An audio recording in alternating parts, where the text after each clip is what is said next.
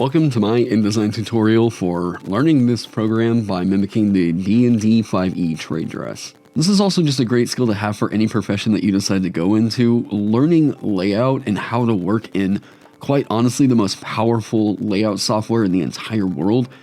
This is going to be a great skill for you to have on your resume for any job aspirations. And now I'll show you by going over to InDesign basically what we will be making. This is one that I've made in preparation for this video. These are all the different paragraph styles that I've been able to pick out from the 5e books. If there's one that's missing here, leave it in the comments and I'll try to address it and see what I can't fix.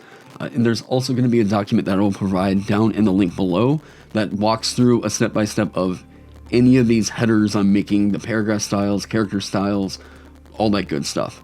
By the end of this, you should basically have a document that looks similar to this, and you can go through, customize it, make the table cells look whatever color you want to, sidebars, stat block, all this stuff. You can really make the 5e trade dress look your own. Just a legal heads up before we get really into this. The 5e trade dress is actually trademarked by Wizards of the Coast. So you would not be able to use this trade dress, specifically this. You can change some stuff up if you want to go OGL. But if you're not publishing under the fan content policy or the DM's Guild community content agreement, you cannot publish using the 5e trade dress. Once we go through this tutorial, you'll see how it's pretty easy for you to develop your own look. We'll get to that in a later part, but for right now, we're just going to mimic the 5e trade dress.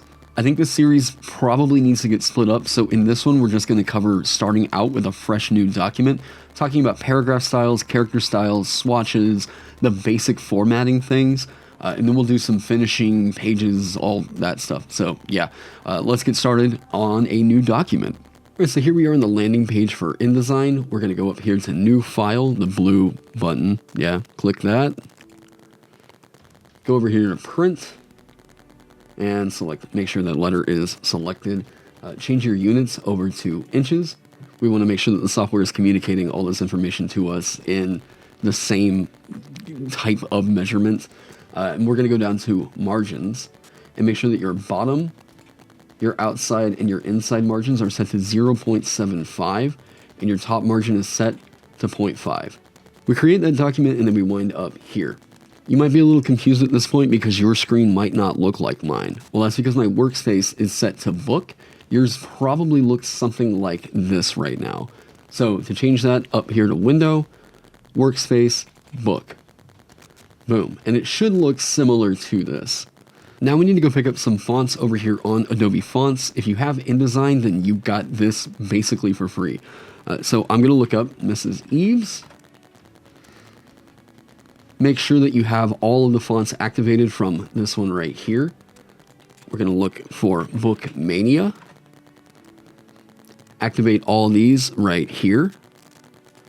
And then the last one is Scala Sans. And activate this one right here. Now, the cool thing is you don't have to do any other installation. Adobe fonts are going to automatically load and they should be available for you as soon as you get back over here into InDesign. So now that we have these three fonts, we need to start developing some character styles before getting into our paragraph styles. Character styles are styles that set to certain fonts to dictate whenever something needs to be bolded, italicized, whatever. This might sound a little bit complicated, but it saves you a lot of time later on. We need to set some character styles now because the paragraph styles that we'll set here in a second are going to make reference to a lot of these character styles, just for some automatic coding and whatnot.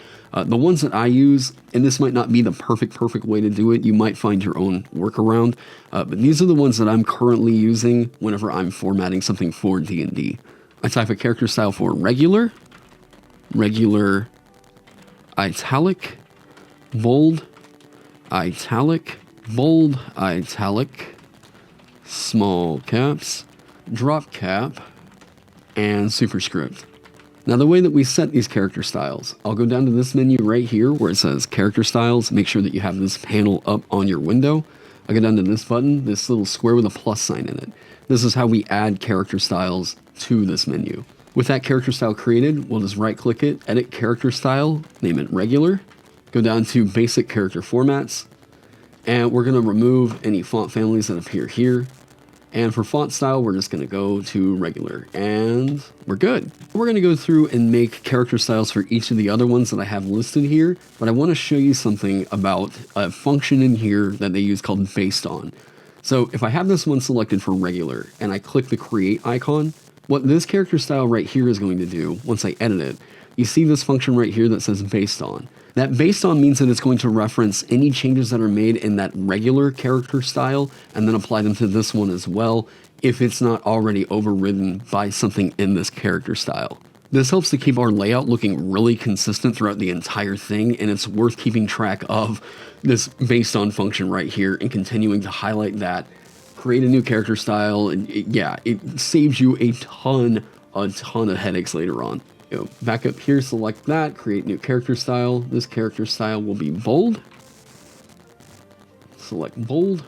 Let's create one based off of that. Now, the reason why I'm doing italic and regular italic, there are some fonts that the italic version of the font is actually regular italic, not just normal italic. This is the issue with Bookmania in particular. So just make sure that you have both of those character styles created like that. If you have an issue where it highlights it with a bit of like a pinkish red sort of highlight, it's probably just an issue like this. Now for this one with small caps, what we'll be doing, make sure that this stays in regular. You don't want it to format and take on italics or anything like that. This is actually a thing that Wizards of the Coast does actually require whenever you're referencing any of their products in your homebrew. It's that the D&D name and Dungeons & Dragons have to be represented in small caps throughout the entire document. This is something that we'll work on whenever we get to the grep styles later on, but to do the small caps, you just come down here to case and make sure that that says small caps. Be sure that the font style says regular, because we want this to stay in regular small caps even if the rest of the font is in italics. Superscript is what makes the characters that are smaller and raised above some of the other text. I use this whenever I'm referencing maybe a book that isn't the player's handbook or maybe someone else's homebrew. So I go over here to position, superscript. For some reason that's not wanting to work with me tonight. So superscript, and you should be good. For drop cap, this one shouldn't be based on anything. We want this one to stay consistent and not have anything else affect its formatting. Down here in basic character formats, go pick up, like drop caps are supposed to be the fancy looking, sometimes cursive or old style fonts that appear usually in introductory paragraphs of chapters. The one that looks really similar to the one for D&D, there was a Redditor that actually came up with one called Solbera Imitation that looks extremely similar to what we see in the player's handbook.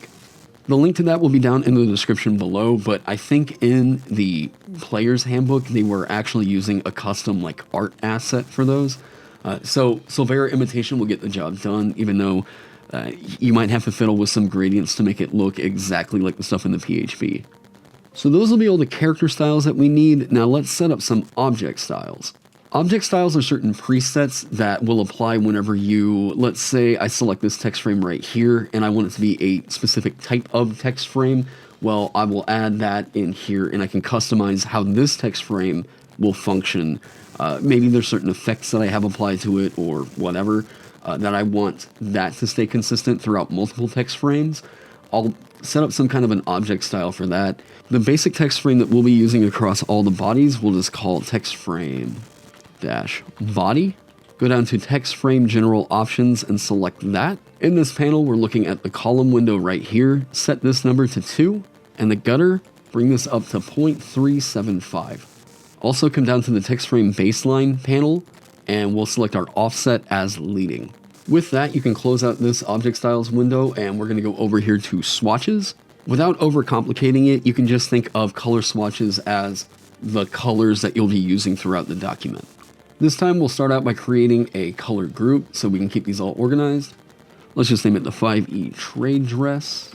And similar to the character styles, we go down here, select the box with the plus sign inside of it and add a new swatch. I have a guide down below that has the approximate hexadecimal codes for the 5E trade dress down in the description below. For this, if you want to follow along, the D&D red is ED2024.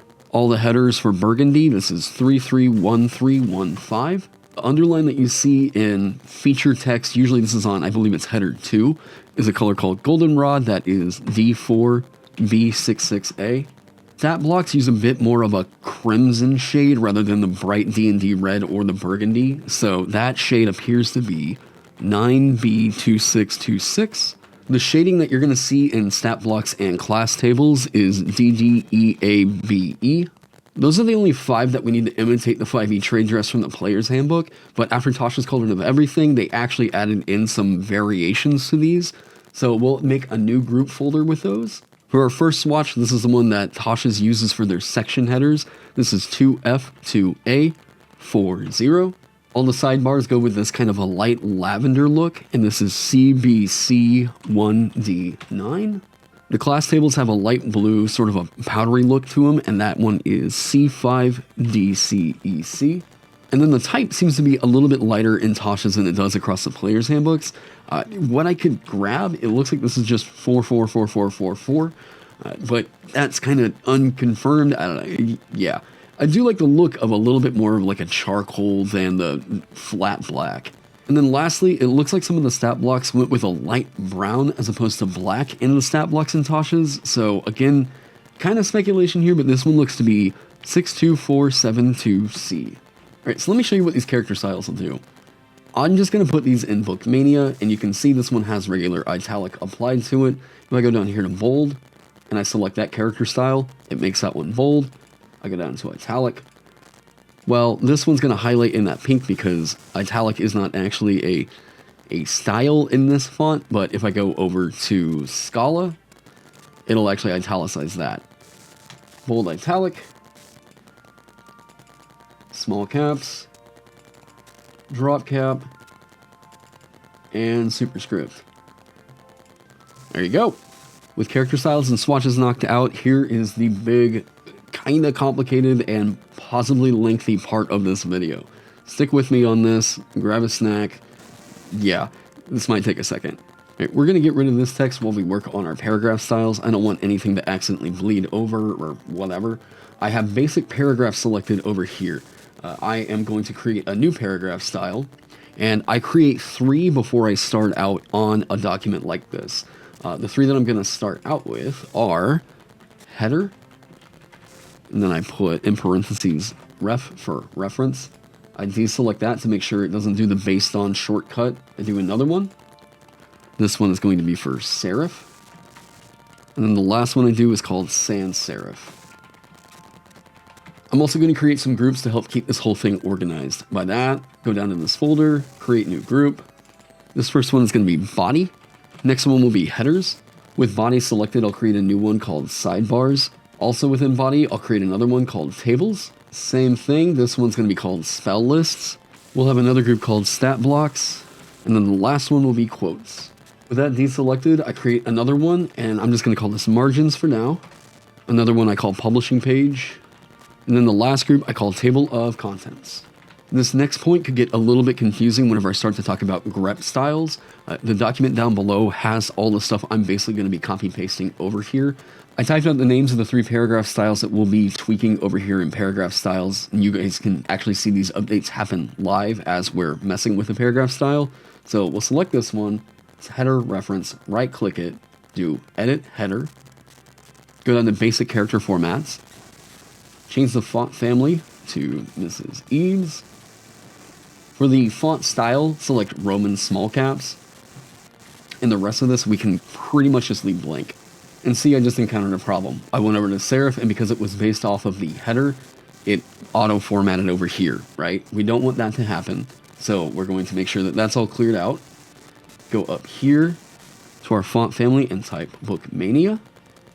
Now, by default, the D&D typical format is going to be Bookmania regular, and the size is...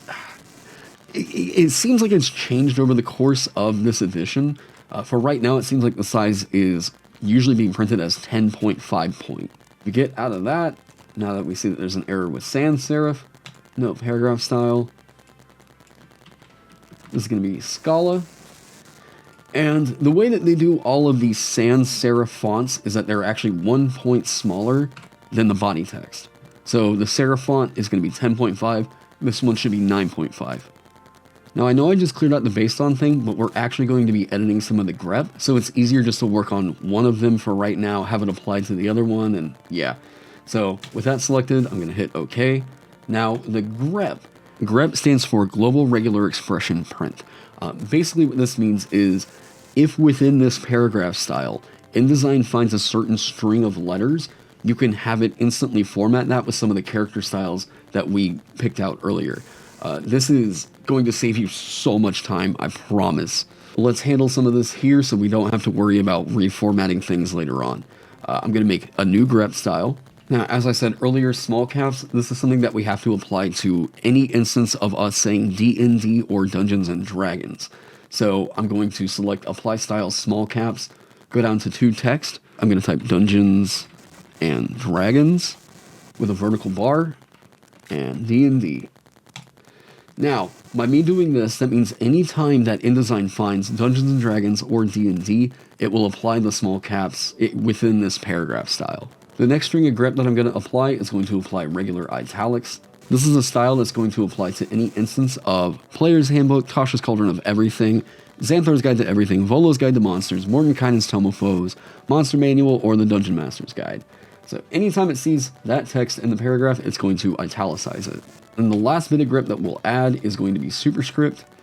And these are going to be any of the short forms of any of the books. So XGTE when referring to Xanthar's Guide to Everything, TCOE when referring to Tasha's Cauldron of Everything, Volo's Guide to Monsters, Van Richten's Guide to Ravenloft,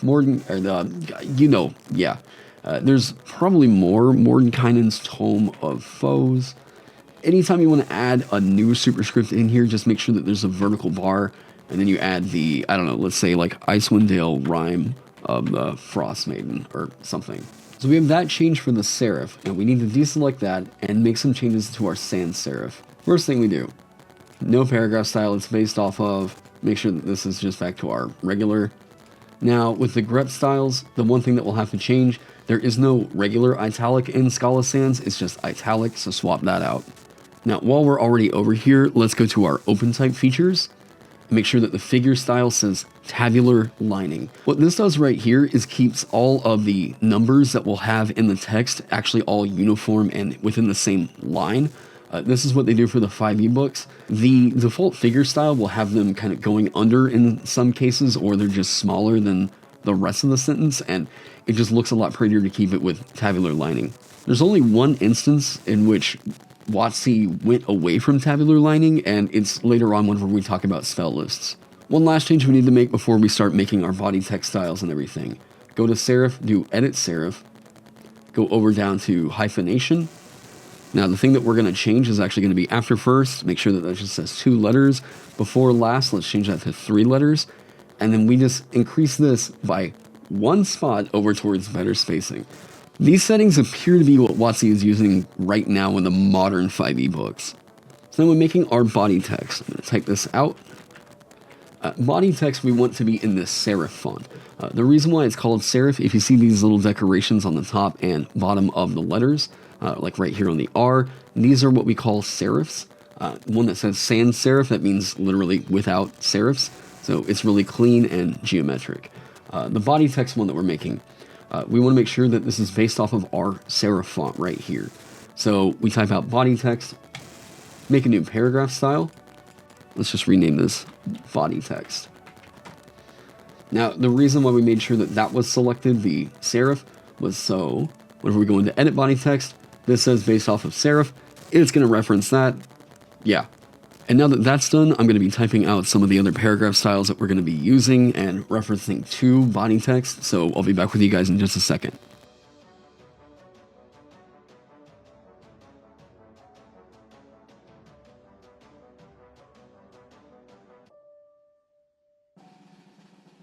Go ahead and pause here if you need to. These will be all the paragraph styles that we'll have in the body folder and some of the subfolders that are in that folder. All of these should have body text already applied to their paragraph style. So let's get started with body text indent. The only change that we're going to make to this is increase the space before up here, the first line left indent to 0.125, create a new style, and just call this one body text indent. And any changes we make to body text will apply to this one as long as they aren't hard overridden by this paragraph style. So you see all the grep is already applied. We have our inline subheader. This needs to be a bold italic all the way up to a space, and it's going to have the same indent too as our regular body text indent. There's also going to be a space before and a space after these paragraphs, except for other inline subheaders. Whether or not WotC is doing this like kind of consistently or there's no space in between, it seems to change from book to book. So we'll go over here, create a new paragraph style. This is going to be our inline subheader. In this menu, come down to indents and spacing. Now increase the space before to 0.625, space after, same thing. Now this menu right here, this is changing whenever I have an inline subheader and then my next thing is an inline subheader. Does this keep the same rules as everything else, or do I need to adjust that? Just change this from ignore to 0 inches and then move over to drop caps and nested styles. There we're going to insert a new nested style of bold italic. Now this says through one words. We need to change this over to a period. We type a vertical bar to separate that it could be this or a colon. As soon as we do that, it'll bold the entire thing out. Now watch what happens whenever I select this. You see how the text that comes after it is formatted just to be regular text? This, trust me, this saves you so much time. Now if I just hit enter, it's going to keep this inline subheader. And there's not going to be any space between them, right? However, if I go up to this one, hit space, and then I select a new paragraph style in between those two, you can see it inserts the space and keeps them distinct. However, if I make this one an inline subheader, it no longer has that space. Then next we want to do this inline subheader with no spaces, so we'll base it off of that last one because they should have a really similar look. Make a new one, select it, go down to the indents and spacing and just get rid of these. And you should be good. Bulleted lists. This is a little bit tricky, and there's going to be a new string of grep that we have to introduce for this paragraph style. So just create the new paragraph style, bulleted list. Now for this one, come down to the indents and spacing, space before, set that to 0.625, and then come down to this menu, bullets and numbering. The list type, select bullets. The alignment, I believe it's either center or possibly right. We're just going to select center for right now. Toy with this to find your preferred setting. I don't think you're going to notice much of a huge change there. The left indent increase to 0.125, and the first line indent actually bring this down to -125. With the bullets and numbering taken care of, let's go over here to grep style, because in the bulleted list in 5e, this is where your equipment is going to give you certain options that are distinguished by a lowercase letter that's in parentheses. And we can do that really, really easy here with a new grep style. And this is code that's a little bit complicated to explain, so again, down in the document down below, you're going to copy paste that over here. New grep style. This is going to apply the regular italic, and then the text you're going to apply it to is going to be this string of nonsense punctuation. Parentheses, question mark, yeah. What this line of grep is essentially saying is that anything that is within these parentheses, that is, letter A, letter B, or letter C, this is going to be made regular italic. It looks complicated. Again, saves you a lot of headaches later on. I'm going to skip down to numbered list, and we'll apply bulleted list to this one, and make a new style. Go down to bullets and numbering, change this one to numbers, keep the level at 1 for here. Character style, this should all be basically the exact same thing. Numbered lists are kind of a mess. I haven't really seen recently WotC using this, but tweak this to your own preferences. I would probably suggest the left indent coming up to about 1.25, and then the first line indent going back to about -0.125. You can mess with the tab position and everything, but I personally never really liked the look of, I would just kind of leave these right here for the 0.125 and then -0.125, making sure that everything stays out of the way of the number. Again, if these are getting so big that it needs to be a numbered list, I'd probably recommend just making it a table rather than a numbered list somewhere in class features. For hanging indent, again, make a new paragraph style, and then indents and spacing. Now, the left indent, bring that up to 1.25. Take down the first line indent to negative 0.125. Then the last thing in here, just put this at 0, and then the space after, increase that to 0.0625, space before 0.0265. Hanging indents, after I type past a line break, you can see that the following lines will indent. Now, for our metadata, this also uses the hanging indent line weights and everything. So select that. We're going to base it off of that one. Make a new one. The easiest example I can point to for like what is metadata in D&D, it's like whenever you look at the casting time for spells, there's that bold section right before it tells you, it takes one action or whatever. This metadata has the hanging indent. So we will come down to the drop caps and nested styles. New nested style, bold, through 1, period, or colon. I really hope this shows you guys just how much work goes into layout. It's a lot of fun, but wow, this might give you a bit of an appreciation for those layout artists out there. So we're going to move on now to the drop cap. The drop cap, I don't think we inserted a format under that. It should be Solvera. The drop cap, we'll base it off of that. New paragraph style. Come down to drop caps and nested styles. Characters, increase that to 1. Character style, drop cap. You can see that's already going through. Lines, increase that to like, usually about 4 to 7. And we're actually going to make a new line style. So the first line, we want this to be in small caps. After typing an entire line, it formats to the normal font. Yay. Spellcasting information is going to be a sans serif font. This one will be centered. This is any of our spell save DCs or anything that, like key save, whenever it's making a calculation inside of the feature, it's usually always going to be this centered, spaced out sans serif font. With this new one, we'll do something similar to the metadata. We're going to insert a new nested style of bold, but it's going to be all the way through unequal sign. Let's change that so you can actually see what it does. Indents and spacing, the space before, space after, and then, yeah, there you go. Racial trait modifiers, these, I believe they first appeared in the Eberron Rising from the Last War book. Really all these are is just the sans serif font. We're going to make this new paragraph style, and what we'll do, here's another shortcut. Come up here to the left line indent, increase that to 0.125, and then actually right-click this and redefine style. By right-clicking and redefining the style, you apply that to the paragraph style without needing to get into that whole menu. These last 3 for body text are going to be the quotes that typically appear before a race. Now, we have Bookmania selected. These are body text fonts, essentially, but we're going to be making another one that kind of varies from it a little bit. Body text quote. Go down to basic character formats. Go all the way down to Mrs. Eve's OT.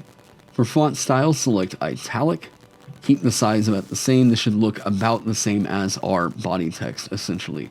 Now, we go down to drop caps and nested styles. Enter a new line style of small caps for 1 line. And as you can see, after the first line, it will automatically go to an italicized version of the text that you have selected. If the quote winds up needing to go into a new paragraph, we'll be needing to indent it, so we'll make a new one. The change that we'll be making on the indent is that we increase the first line indent to 0.125. We come down to drop caps and nested styles and remove this.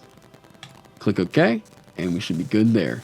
The quote source needs a few changes here, so we'll make this new paragraph style. Come down to basic character formats, make sure that this says italic right here. We come down to indents and spacing, make sure the alignment says right this time. Delete the nested style here, go to new nested style. This should say regular through 1, comma. That'll keep the author's name in a clear, just regular formatted font, and the quote source itself will be italicized, and we need to add a little bit of space before that one, so I go up here to the menu and increase that to 0.0625. I'm going to right click this and just hit redefine style.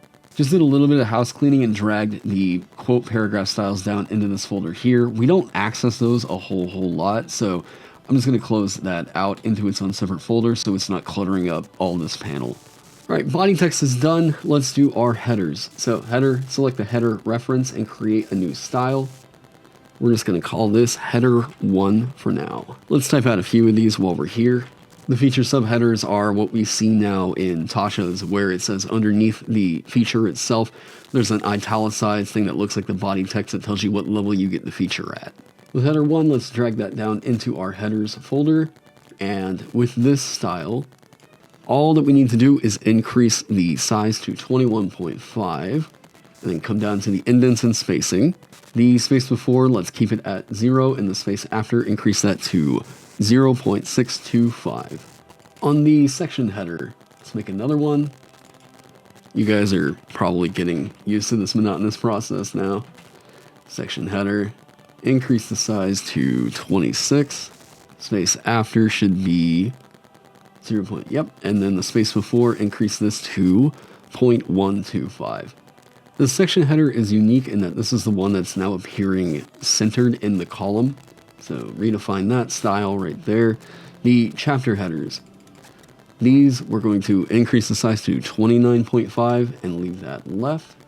I'm going to change that reference over to header ref and then check the indents and spacing. That should all be good. Now the part header is an interesting case. Part headers, these are usually only printed as dividers. If you look at the player's handbook, there's usually a bit of full artwork and you'll see the part header up above that.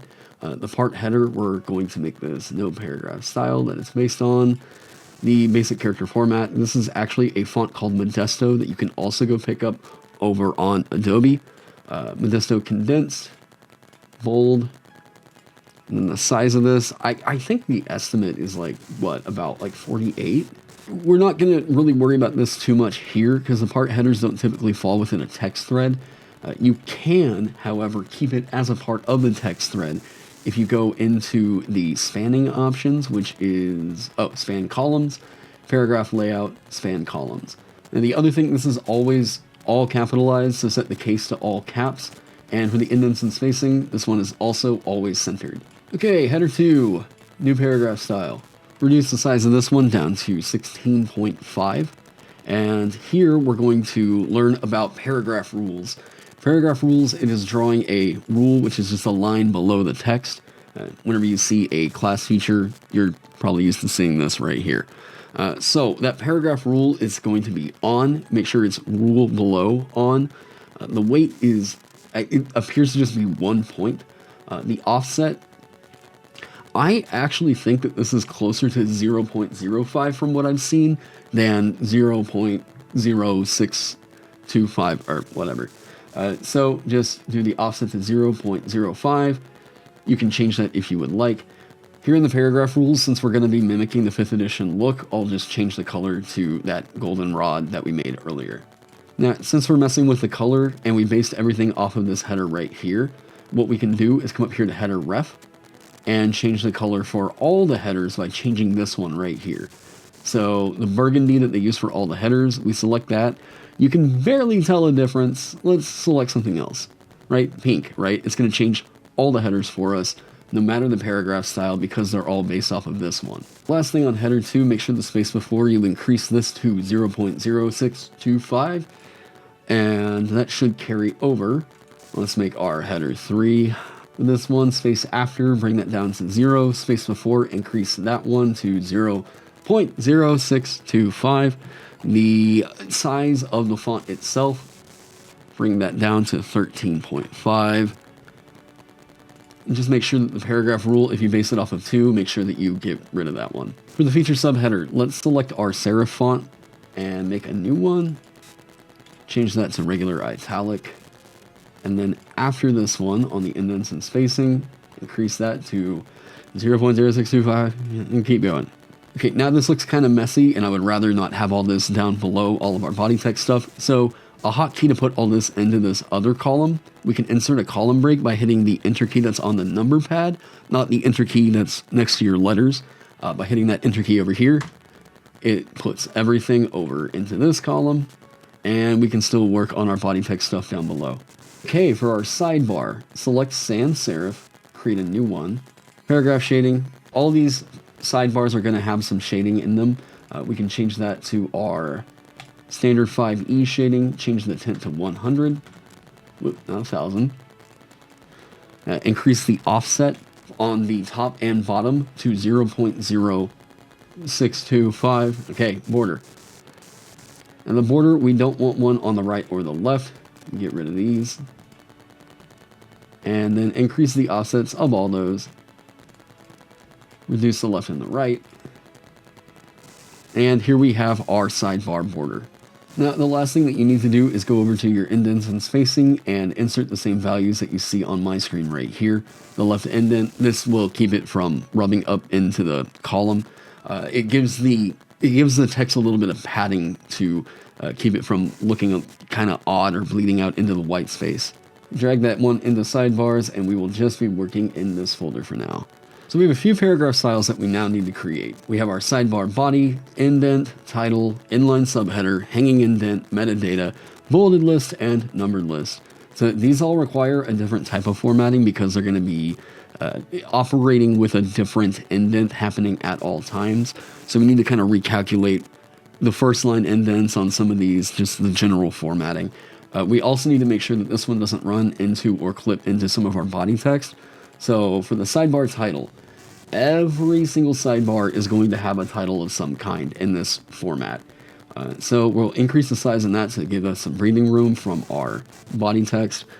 And for the sidebar title, go to basic character formats and increase this to what I believe is about 11.5. Change the font style to bold, and then change your case to small caps. For the indents and spacing, space before, increase that to 0.125. Space after, you can get rid of that. And actually for the sidebar body, if I'm remembering this right, I think we don't need the space before. I may have screwed this up as we're going through the tutorial, but don't worry about the space after for right now. You can set that back to 0 and we'll mess with it later. The sidebar body indent, all you need to do with this one for right now is just increase the first line indent to 0.125. The inline subheader, change this to the indent and make a new one. Now, this one will have the spacing before and after, 0 on that style, with the drop caps and nested styles, new nested style, bold italic through 1, period, or colon. Now, the hanging indent, make a new style, indents and spacing, left indent, increase this by all the way up to 0.25. First line indent, bring this one back down to negative 0.125. Ignore space between same style. And after and before should have a little bit of space. Metadata needs to be based off of hanging indent, make it its own style. The only thing that we need to change in this one is to go down to drop caps and nested styles, enter a new nested style. This one needs to have our bold through 1, period, or colon. Bulleted lists and a sidebar. Make a new paragraph style. Bullets and numbering. Bullets. Okay, sidebar body bulleted lists. On the bullets and numbering, the settings I have in here are the ones I've been using. The alignment of left indent 0.25, first line indent negative 0.125. You might find one look that you love today and then hate tomorrow. Fidget around with this. I don't know that I've seen this stay really super consistent across the books, but yeah, these are the ones that I use. These are pretty rare that you're ever going to see in a sidebar title. I know that they happen, but for this, make it to where the level is actually going to be 2. You change the level so that way it's not referencing some of the numbered lists that might be in a body text. It's going to stay in this list right here. The rest of the settings should be pretty similar to what you saw in the sidebar bulleted list. And what I'd recommend is that if you have a list that needs to go up to like 10, rather than that messing up the formatting because the tab position is going to change, just make it a separate table with a 1 through 10 column. Yeah. Now, the 5e sidebars have this little decoration that appears to be missing from this right here. And I'll show you how Wizards of the Coast actually does that. You come up here, select the line tool, and we're going to click here on the border and just drag that across to where it snaps to this column divider right here. Let that go. Come down here to the stroke panel. Increase the weight to about 2 points. Let's make sure that this is all this. There we go. For the start and end, just select the triangle. Triangle on both sides. Bring that down to where it's just above the border. And then you're going to hold Control and then the back bracket. We copy. Put that down here. Back bracket. We have our sidebar. Now, select those two. Come up to Object Styles. And we're going to actually make a new object style for these. Sidebar decorations. And I want to insert an effect on this one. It's going to be a drop shadow with a distance of 0. Size, we'll just increase that to 0.125. Now that we've applied that, any sidebar that we make in the future that needs these kinds of decorations, we can just go pull up this object style. It'll automatically apply that and keep it really consistent and give us that nice cohesive look. There, just did some cleanup. All right, so there you have your sidebars. You don't need to make any PNGs, JPEGs, or whatever. It's a very, very easy workaround. All right, so now we have tables that we need to set up. So for the tables, let's just do a sample one here. Columns 2, body rows 3, sure. Now, this one's going to give us a header as well as some bodies. Okay, so let's start chewing on these. The cell styles. Let's make a cell style 1, just like we were making paragraph styles and everything. Edit this one. We'll just call it table cell basic. Sure. Paragraph style. We will need to make a new paragraph style for this. Take this one, move it all the way down to tables. Now we re-edit table cell basic. The paragraph style is going to be table cell. Strokes and fills, just get rid of any strokes or fills on this. You don't need to worry about anything else for right now. Just click OK. Make a new one. We're just going to do our header. So for tables, what I've done, I've made a table cell and a table cell header, both based off of the sans serif paragraph style that we created earlier. Y'all have seen that process by now more than a few times. I'm sure you can kind of catch on to what I'm doing here. The header, all it is, same thing as table cell, sans serif and everything, just with bold. Now, what we're kind of skipping all that over for is because we're talking about cell styles now. Now, cell styles, we're going to program these as a means of making it to where whenever we make table styles, they will also stay consistent as we're moving through the document. This is going to be table cell centered, table cell centered. These will be centered rather than left aligned. Now, this is kind of a process, but it's something that once we do this, it's way easier moving forward. Another one that we'll add here for now is table cell spells, and the only difference being that these are going to be italicized. Lastly, this is used in the player's handbook, specifically in the adventuring gear section or the weapons. This is actually going to be a table cell inline subheader. The only real difference is going to be that it is italic and these are taking place over a merge cell. Now, we just need to make a basic table style here. So where we've been messing with the cell styles over here, just select table styles, create a new table style here. Let's just say basic 5e table. And the header rows, we can base it off of the table cell headers, and we can mess with these individually if we need to get it centered by just selecting the paragraph style over here. For the body rows, just select table cell basic, and again, if you need to reformat it, you can just select all that over here, or you can make your own spell table up here and it should auto format that for you. Left column, these are usually centered by default. In the right column, you can just select table cell basic. For the fills, we have an alternating pattern of every other row.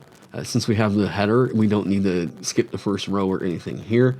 We're going to select our shade that we want for this and change the tint to 100. Now, whenever we enter in a new table, basic 5e table, let's say cleric level, God damn it. Why? Why are you defaulting to that? I'm not sure what was causing the issue, but I figured out the workaround. Just delete that character style and create a new one. I'm going to call that a hiccup on InDesign's end. I'm not entirely sure. Now, up here in the header, it doesn't unfortunately format that for like the left column header. You can't do like centered there, so you'll have to do that yourself. All right, so these should be all the styles that you need right here for your table cells. Your inline subheader, the table cell centered, table header centered. I say that and then it's just not centered. There we go. Yay. Table cell spells will be italicized. The table cell indent, table cell, yeah. So following a lot of what we were doing earlier, it all follows a really similar format. Now, the thing that you can do unique with these table cells like this, we can actually add in some space before the table and some space after it. I usually set these right about to these, about 0.065, 0.0625, yeah. Just keeping that overall consistent spacing as well as the consistent text throughout this entire document. Now, the last thing I'm going to do in this video is set you up with your spell lists. In the future, I will be doing stat blocks. That's going to require its own video for sure. And we'll also cover the table of contents, formatting, and all that. Again, those are just a little bit robust to tack onto an already pretty lengthy video. But for right now, just talking spell lists. These are pretty simple. Come up here to your sans serif. Select this. We need 3 different styles. What we'll type is spell list, level, spell list name, spell list name in body. Reason being, Wizards of the Coast has fluctuated between whether or not like they wanted to print the spell list at the very end of the book, in which case they followed one format, or spell lists within the class itself, like in the case of the Artificer, and then they cover another. This seemed to be a recent thing with Tasha's. Here we have our spell list name. Don't really need to do too much to this. It's fairly simple. Our spell level is where we're going to need to make some changes. For this one, increase the size to 10.5, change your case to small caps, and then you're going to change the font style to bold. And unique to these, like I was saying earlier, is we're going to mess with some of the open type features. So you're going to change the tabular lining back to proportional old style. Now, what that will do is whenever you go to type like first level spell, you'll see that that one is actually lower than in the case of one that you have over here in the name, right? It's just the way that Wizards of the Coast is currently doing it. It's the only part in which it seems like they're actually doing that in the format. So just if you want that consistency, go for it. You also need to give it a little bit of a space before, so just increase that to 0.0625 and then redefine the style in here. Also, while we're here, edit your spell list level and make the next style your spell list name. Either that or the spell list in body, yeah. So the reason we need to have the distinction between the spell list name and the spell list name in body. The spell list name is usually how it would appear in the player's handbook. Let's say Shield of Faith. Okay, great. That one, you see the S and the F are capitalized. However, if we were to look over at Tasha's Cauldron of Everything and it's included in the text of the class, I don't know why, but for some reason there's a distinction where it does this. Shield of Faith, without the F being capitalized there. So just know that that is a thing that they're doing, yeah. Wherever you decide to put it, I think maybe if it's like in an index later on, that's why they're doing the name and then the in body one. Yeah, just be aware that that's a layout note. So now that we have the bulk of our paragraph styles, at least for the body, this is going to help you guys get going on writing over here in InDesign.